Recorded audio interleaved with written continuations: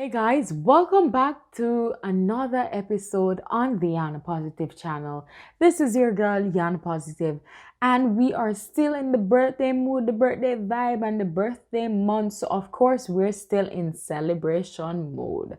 So, we're going to take a tour through none other than the capital city of America, Washington, D.C. Come along with me. Don't forget to like, share, and subscribe. Share with those who need this space for positivity, upliftment, and also, to get a slice in my life. This is your girl, Yana Positive. Come along. Right? It's the center of DC. It separates northeast, northwest, southeast, and southwest. So some addresses sometimes quadruple, sometimes double, okay? Because we have the different quadrants. So for instance, Pennsylvania Avenue, right? Famous address on Pennsylvania Avenue is 1600 Pennsylvania Avenue, right? What is that? White House. Half correct, because in Northwest, it's the White House. In Southeast, it's McDonald's. Literally. So you got to know where you're going. You know what I'm saying? And because of that, all the addresses, because they're different, you have to know where you are in relation to the capital, whether it's Northwest, Northeast, Southeast, or Southwest. This is the 11th capital in American history. All of the other capitals were in, already established cities. New York, Philadelphia. You think about that. Baltimore, Annapolis. There were places of luxury there that they were used to. This was swamp, so there was nowhere to stay. So they stayed there. And businesses had the bright idea to send salesmen to the Willard Hotel. And these salesmen were basically, their job was to sway the interest in voting for legislation for congressmen and senators. And they would do this in the lobby of the Willard Hotel. Hence the term lobbying. That's where it actually comes from, the lobby of that hotel. Yeah, it's interesting, right? Now as we go, that park in front of that hotel was the John J. Pershing Park. He was known as Blackjack Pershing. He was commander of all the armies during World War I. He would have been the rank of 6-star general, but George Washington is the only historically 6-star general in American history, so they didn't want to give it to him. So they created a different title, Commander of all the Armed Forces of World War I, which makes sense. So that's what happened. He's buried at Arlington Cemetery. I'll show you where that is later. We have 9 minutes.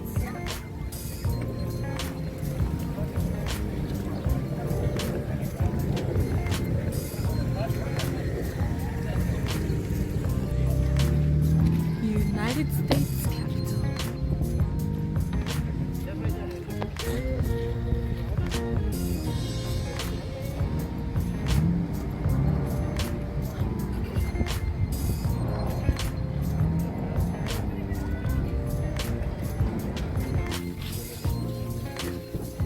Still have tours? They do, but you have to go through your congressman, and it takes 6 to 8 months for a background check. Oh. And then they tell you 2 days in advance. The back wall there is 4,100 gold stars each star. Hello? Each star is representative of 100 deaths, so over 1,000 deaths in World War II for the United States of America. Every pillar is situated in order in which they joined the Union, starting from the Pacific side in the back with Delaware, and then going to the Atlantic side with Pennsylvania. And it goes back and forth. I know it doesn't make any sense, but it goes all the way back and forth, all the way from the back to the front. So if you guys want to see your states, or if you're from a territory, then you have to find it. Good luck, right? Now, the Washington Monument is right behind us. For those people that want to go check out the Washington Monument, it's right there. This is the closest you're going to get up to the building, but you can't go up it, okay? So use your time wisely.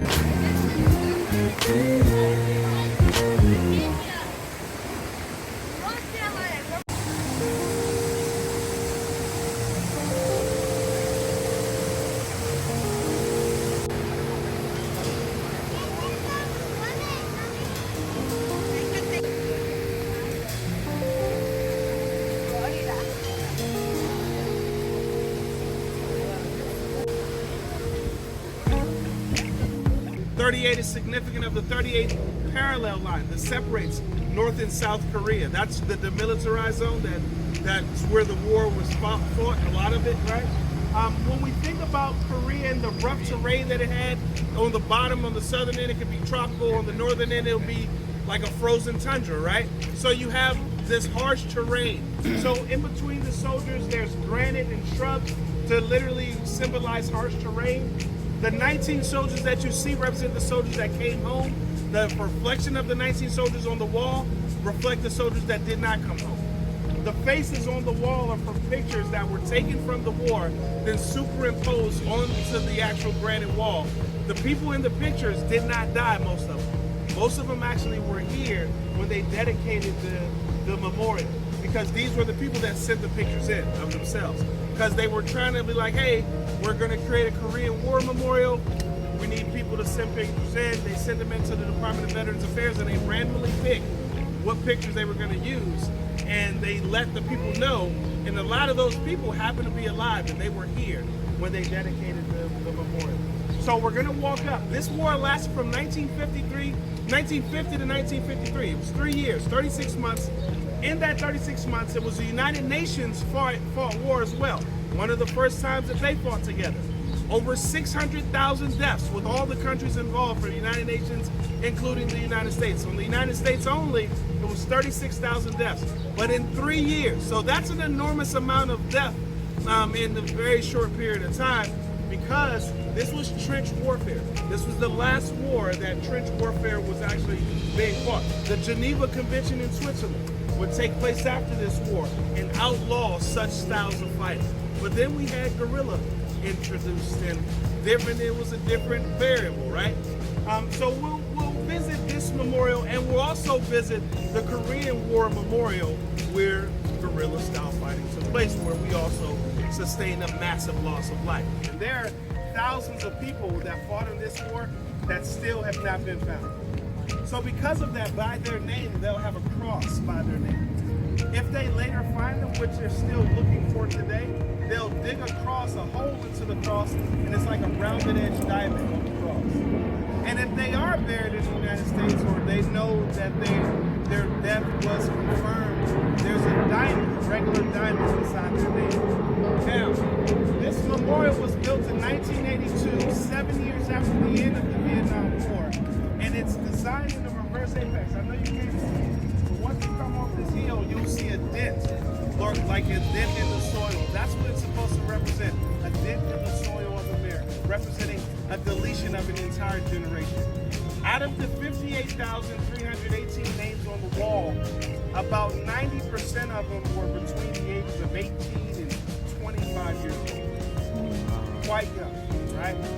So we're talking about a whole generation of people that never came up, right? Or that never could go to college, or could never have families. Some had families, some had kids that they never even met, right? But there were some that never made it to that, right? So you think about, what life brings, and all that comes, it comes full circle when you come to a place like this, because you're like, well, you reflect on your own life, and you're like, well, dang, this person may have not had that same luxury, right? So when we go to a place like that, we always have to remember that. And we also have to give reverence to the families that are grieving people over here, right? So that's why I don't like to do a lot of noise over there, because of that reason. And this is a very unique memorial because it changes over time, because they change the marketing, because of declassification, they may add names to the wall, because it still happens. When they first put the wall there were 57,939 names. So they've added over 300 names, significant names, to the wall, because either declassification or because someone died from an injury that they sustained in the war. Maybe exposure to Agent Orange, and that caused cancer later on in their life, and they died because of that same injury that they sustained in the war in Vietnam, right? So for various reasons, they'll add names, right? So remember, out of the 58,300 odd people that died in Vietnam, 8 of which were women. All 8 women were in a capacity in the healthcare field. 4 were nurses, and 4 were doctors. When we think about that, we think about being a medical personnel in a war setting. You're suturing wounds, you're donating blood, you're doing blood transfusions, you're being a medical personnel, right? But what about outside of that? Outside of that, you have thousands of young boys who have never been outside of their own countries, let alone some of their own neighborhoods, outside of their own city limits. And they're thousands away from anyone that they know or recognize, or from a language that they understand, right? And think about the stress that young man may be going through, right? They need somebody to talk to. They need somebody to be there, emotionally there for them when there's nobody else to turn to. Who's going to be there when they die? You understand? So for that, they put the artist's name was Glenna Goodacre. She's from Lubbock, Texas. She just passed, by the way. She built this statue in 1993. They put it here in 94. And it represents faith, hope, and love. Other aspects that nurses and doctors had to show. Faith, for the woman praying. She's praying for this man who may be taking his last breath.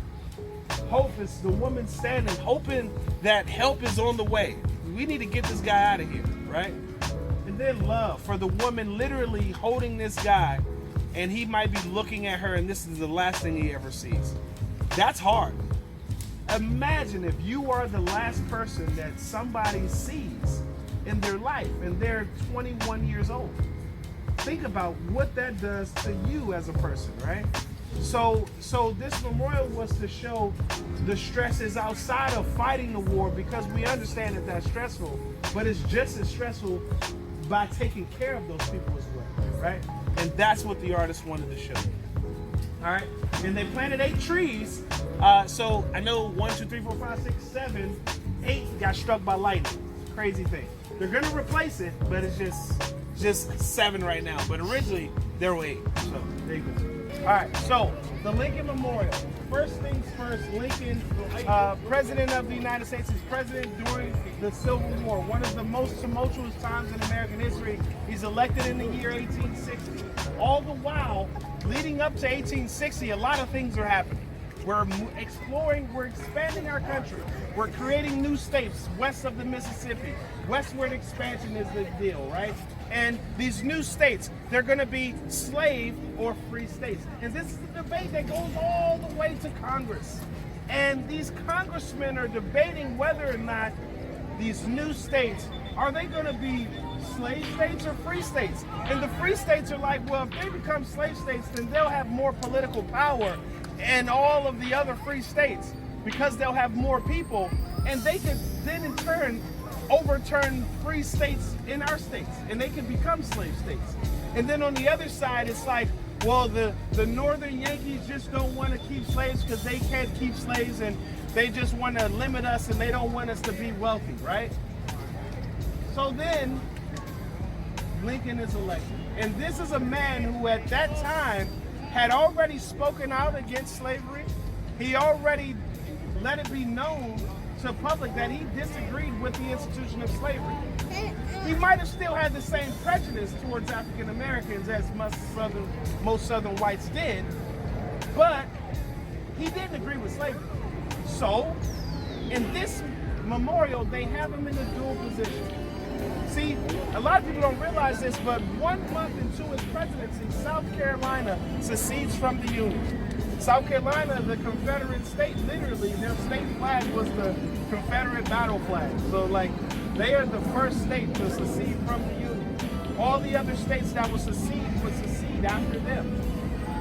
And it's interesting because that is the start when America became separated.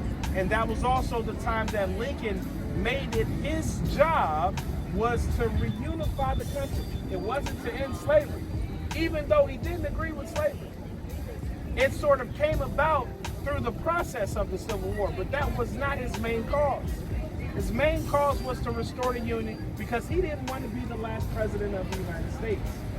So because of that, in the memorial, it depicts him in a dual position. One where it shows his personal belief, and then it ones that shows what he had to do as president. On his right hand side, he's relaxed. His right arm is open, his right leg is stretched out, his right shoulder is dropped down, and if you look closely at his face, he's sort of calm. On his right hand side is the Gettysburg Address, the address that starts off 87 years ago. A score is 20 years, so 80, 87 years before the date in which he's given the speech at the battlefield of Gettysburg is in fact the year 1776. It's the year that the founding fathers are creating this new document called the Declaration of Independence, and they're starting it off. We hold these truths to be self-evident that all men are created equal and endowed by certain inalienable rights, life, liberty, and the pursuit of happiness. But in 1776, it only meant white male landowners. Didn't mean everybody. And Lincoln is making that a thing to point out that if we founded a nation off the premise that everybody's created equal, why aren't we living to that standard? And he challenged that very idea. And above the writing of the Gettysburg Address in the memorial is a painting that depicts African Americans with chains on being broken, symbolizing the emancipation of slavery. But we have to dig deeper now, because we're going to get deeper. On the left-hand side, his fist is balled up, left leg erect, shoulder up higher, and on the left wall, or your right, his left, is the second inaugural address. It's the address that you give when you're re-elected. So he did in fact do what he wanted to do. That sole purpose was to restore the Union. He restored the Union because he was voted in the presidency. And then 2 months later, he was killed. Now, we think about that. That happened 8 days after the surrender of Robert E. Lee at Appomattox. 8 days after, John Wilkes Booth shot him in the back of the head at Ford's Theater on 10th Street, downtown D.C. If you're at the Grand Hyatt, who's there? You? Right down the street from your hotel on 10th Street. Take a walk there, right next door. Might as well try it out. But that's where Lincoln gets shot. Now we think about that, and interestingly enough, the painting that depicts above the second inaugural address is two sides joining hands together, showing you the unification of the North and the South. The reason that they're showing this duality because on one side is the whole freedom of a people at debate, and on the other side, the more important purpose was to restore the Union. So that's why he's sitting in this dual position. That is all for today. Thank you for joining me, amors. See you next time. Same place, Thursday at 8 here on the Anna Positive channel. If you haven't subscribed yet, what are you waiting for, man? Come on. Click that subscribe button and hit that bell for the notifications so you can know when we upload the next video. Thank you so much for watching. Thank you so much for joining. See you all next time, Thursday at 8. Catch you later.